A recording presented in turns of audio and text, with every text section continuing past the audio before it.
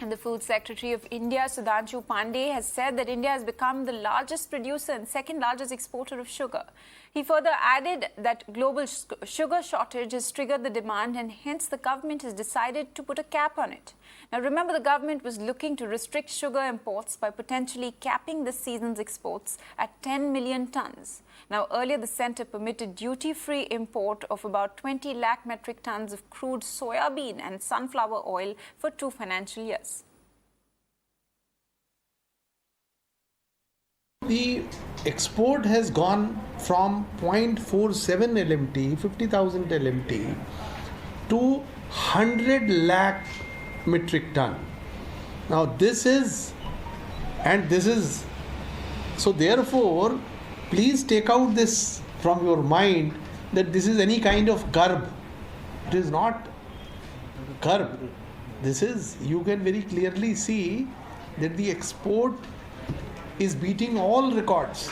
This is the highest ever export from India, and this is going to be unprecedented.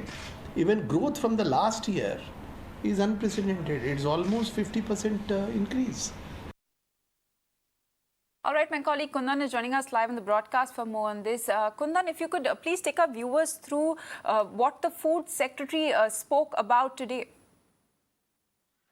बिल्कुल, अगर आप मोटे तौर पे आज जो सरकार ने निर्णय लिया है शुगर को बैन करने का, उसका बहुत सीधा असर है कि जिस तरीके से ग्लोबल मार्केट में फूड क्राइसिस की वजह से शुगर की डिमांड बढ़ रही थी और एक्सपोर्ट ओपन था, जिसकी वजह से लगातार देश से चीनी बाहर जा रही थी। और ऐसे में आने वाले फेस्टिव सीजन, खासकर अक्टूबर, नवंबर, दिसंबर, जो 3 महीना देश भर में त्योहारों का मौसम होता है और डिमांड सबसे ज्यादा पीक होती है और उस वक्त शुगर का प्रोडक्शन देश में सबसे अपने लो कंडीशन पे होता है, क्योंकि नया फ्रेश लॉट आ रहा होता। ऐसे में बफर स्टॉक मेंटेन करना बेहद जरूरी था और इसी को लेकर जो 100 लाख मैट्रिक टन का जो टारगेट रखा गया था, जिसमें 90 के करीब ऑलरेडी पूरा हो चुका है और इसी को लेकर ये आज तय किया गया कि और 10 लाख मैट्रिक टन का और एक्सपोर्ट हो सकता है और वो भी कंपनियों को परमिशन लेना पड़ेगा। अमूमन अब तक कंपनियां फ्री थी, इसमें कोई परमिशन लेने की जरूरत नहीं था, लेकिन अब जो ट्रैक्टर जो DOF PD है उससे आपको परमिशन लेना पड़ेगा और उसके लिए एक स्पेशलाइज वेबसाइट क्रिएट किया गया है। अलग अलग कंपनीज अपनी वेबसाइट पे अपनी रिक्वायरमेंट डाल सकती है और उसके अप्रूवल के बाद वो परमिशन हो सकता है। तो कुल मिलाकर एक तरह से कर्टेल करने की कोशिश की गई है कि देश में बफर स्टॉक मेंटेन रहे और आने वाले फेस्टिवल सीजन में इसका एक्यूट क्राइसिस न हो, जिसके एक्यूट क्राइसिस से फिर प्राइसेस इन्फ्लेट करती है और इन्फ्लेशन से एक अपने आप में बहुत बड़ा इशू हुआ पड़ा है।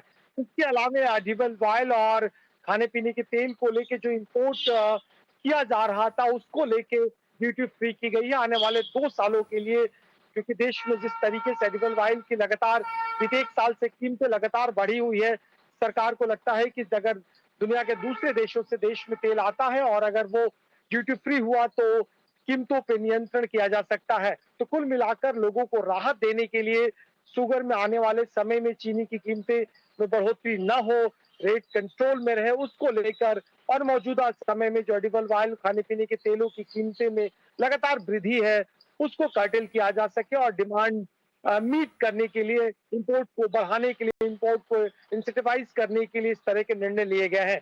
आज 2 निर्णय कंज्यूमर्स के पॉइंट ऑफ व्यू से बहुत महत्वपूर्ण देखे जा सकते हैं। Right, Kundan, thank you for bringing us all those updates.